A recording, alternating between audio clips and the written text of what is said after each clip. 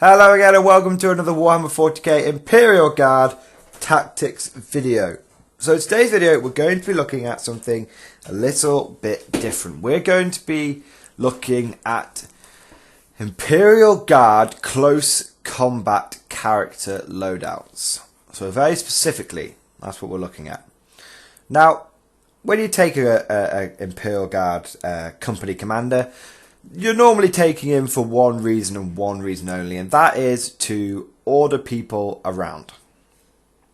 And he does that supremely well. You can make a character in a company commander extremely good at issuing orders. You know, you can either be Cadian with like superior tactical training. You can do Master of Command or Bellowing Voice. There's stratagems that give you a +1 order. There's laws of command. There's loads of different things you can do to make him really good at issuing orders. And that's the most popular way that most people run their commander, because it's also the cheapest. For 30 points and a free warlord trait and a free relic, you can make and a stratagem which only costs you command points and costs you points. You can make a really good order-based character, but sometimes you just want your company commander to be a bit of a boss. Sometimes you want your company commander to not be some sort of tactical genius or career officer who's really good at bossing people around. Sometimes you want your warlord to be the reason he's your warlord is you want him to be the baddest guy in your army. You want him to have earned that spot. And there are a couple of loadouts that you can do which are really, really good at reflecting this. One I have personally used, and it is my go-to loadout for my Steel Legion. Partly, I did it for fluff reasons, and then I choose it on purpose now. And another one is one I haven't tried out, but on paper looks quite powerful. So, what are we talking about here? Close combat Imperial Guard characters. Well, number one, before we get into it, why would you want to do this? Apart from it just being the biggest, baddest thing around. Well, sometimes, especially if you're not taking Voxcasters, your commander's only going to be in range of a couple of units a turn, and you don't really want to max him out on orders. You know, he's only got a 6-inch bubble. You know, maybe he won't be able to order 4 or 5 units a turn or something crazy. Sometimes every Imperial Guard army needs a sprinkling of close combat. I've learned this. You do need just a little bit of close combat. Be that Bulgrins or Ogrins, or most commonly just hidden power swords here and there. Sometimes you just need that little bit of an edge. If there's an enemy tactical squad on an objective and you just need to get them off and they're dug into cover and you're just not going to be able to quite get them out with firepower. Sometimes you need to fix bayonet. Sometimes you need to draw the power sword. And so it's one of those ways you can get a little bit of close combat into your army is by taking one of these more melee-centric characters. Because what you've got to remember is just because he's been outfitted for close combat doesn't mean he can't still issue orders. And especially in the case of my Steel Legion officer, he spends half the game inside a Chimera, which means the majority of the time he won't, unless I want to spend command points on mobile command vehicle stratagem, most of the time he won't be issuing orders, so gearing him out for orders and other stuff, there's no point. I might as well gear him out for close combat, because sometimes you just need him to do that. And it's better off that he's geared out for close combat, rather than, which he'll probably use, rather than issuing extra orders, which he's never going to be in range of, because it's not a pure infantry army with my Steel Legion. It's it's lots of tanks. I've only got 6 infantry squads, so I don't need him to be able to issue masses of orders. He's only ever going to be in range of 1 to 2 infantry squads anyway. So there you go. There's a couple of reasons. There are reasons why. But obviously the number one reason is rule of cool. Sometimes you don't want your... Sometimes you just don't want your Imperial Guard commander to, oh, he's in combat, oh, he's screwed. Sometimes you just don't want that. Sometimes you want him to actually, you know, be a badass. And you often find your Warlord I often find my Warlord gets into confrontation with enemy characters all the time. He's hunted down.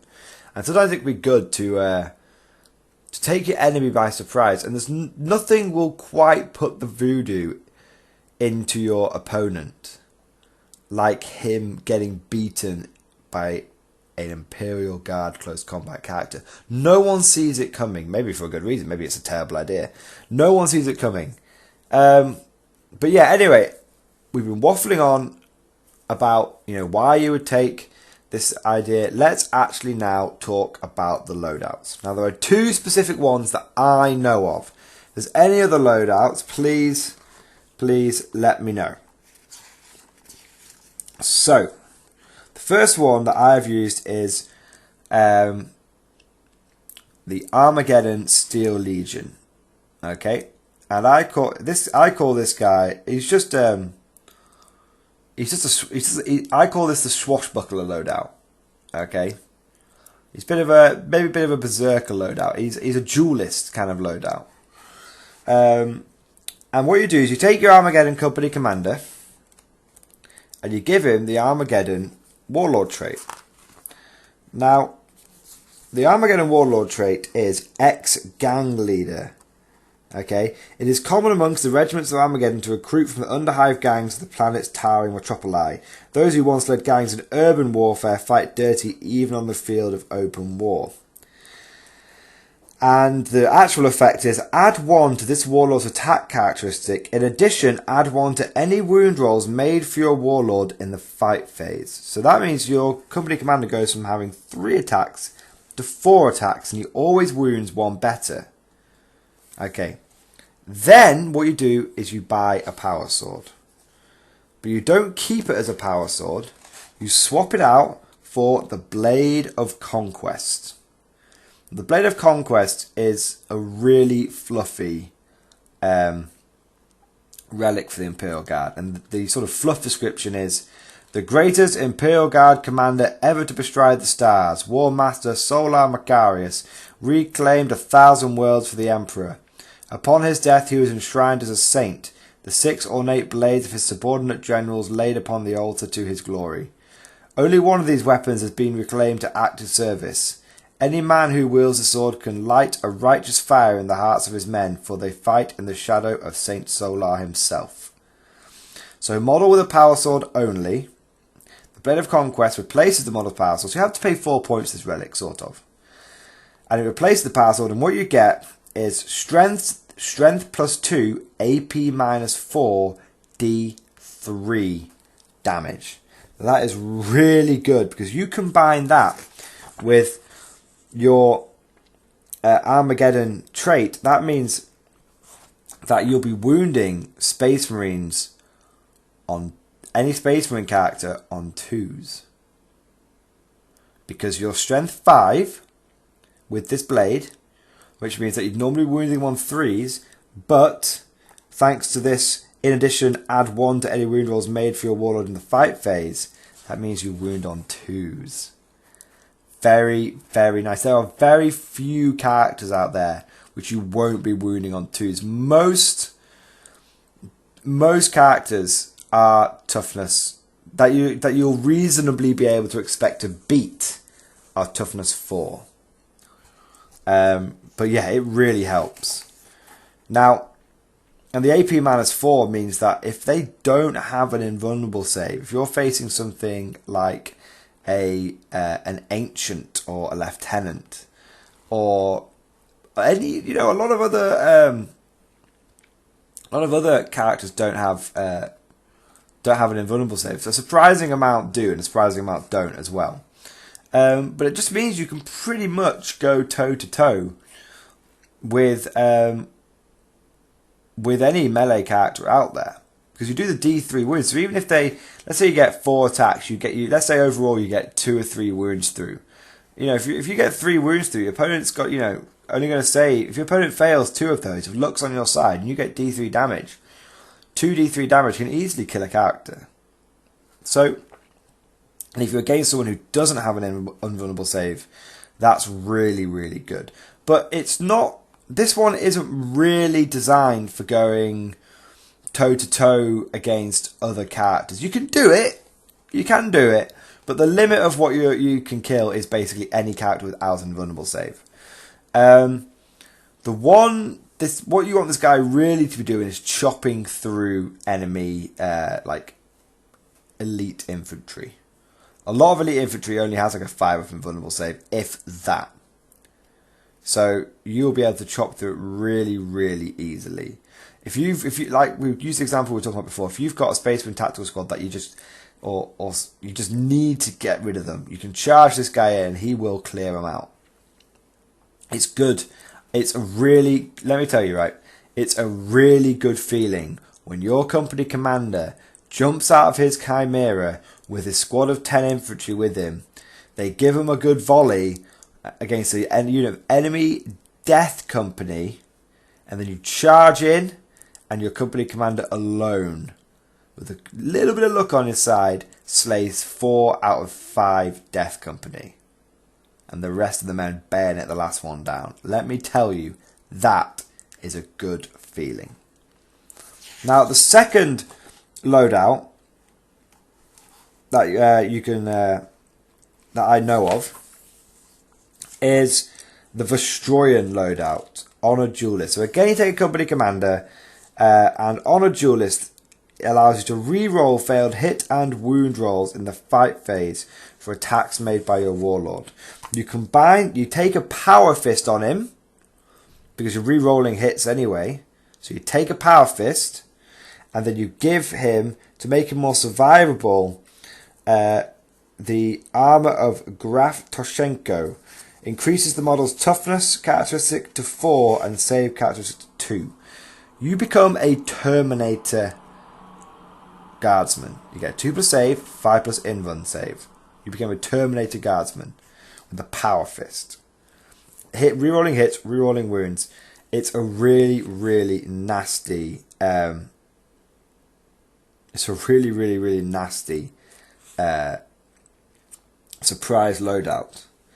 Now there are a couple of other ones out there. There's I don't know them off the top of my head, but there's a lot of talk about taking a Bulgrin bodyguard or an Ogren bodyguard and giving him the death mask of Olinus Pius. It gives you a 4-up invuln and you can heal D3 wounds a turn. That's kind of interesting. There's obviously there's a Catachan one as well. I don't know 100%. Basically, if your warlord charged or was charged or performed heroic intervention, then at the end of your turn you can re-roll failed hit rolls made for them. So you could do that and then combine that with the Mammoth Tuskblade, which is the Catachan unique relic, and that gives you +2 strength, -3 AP, damage 2. So it does compete with Blade of Conquest, and in comparison to Blade of Conquest, you get a flat 2 damage. You've got that reliable damage output, but it's only -3. So yeah, so there you go. That's 4 off the top of my head. That's 4 melee loadouts that you can take. I mean, the key to a good melee loadout, though, good close combat loadout, is you have to have some. You ideally want some kind of rerolls or something that helps you wound more reliably. So that's why the Armageddon one works, because you get an extra attack, which helps, and you get an extra wound ability, which is good. The Vostroya one obviously helps because you reroll hit and wounds. The Catachan one helps, so obviously you can reroll hits along with some other stuff as well. There is potentially a Talon Desert Raiders one. Claw of the Desert Tigers. It's only strength. The sword is only strength user. It's AP -3, damage 2, but you do get 2 additional attacks. So you'd get 5 attacks, but you'd only be strength 3. So it's kind of like, that's one that you would use if you really wanted to, like, if you were constantly facing like relatively weak, relatively low toughness. If you're facing a lot of Eldar or Tau or Skitarii, Claw, the Talon one would be really, really good.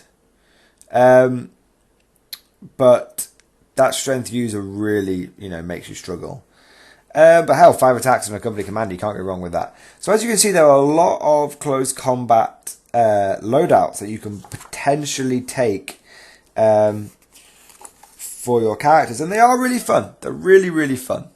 But yeah, is there anything that I've missed? Is there any other close combat loadouts that you guys know of that I don't know about? I mean, I went to this video only thinking there were 2, and just looking through the book a little bit closer now, I can see we've got a Talon one, a Catachan one, maybe an Ogrin one. So there you go. So yeah, leave lots and lots of comments. Tell me what experience you've had with your close combat characters. I tend to find that I can do my Steel Legion one can deal with anyone easily if they haven't got an invuln save.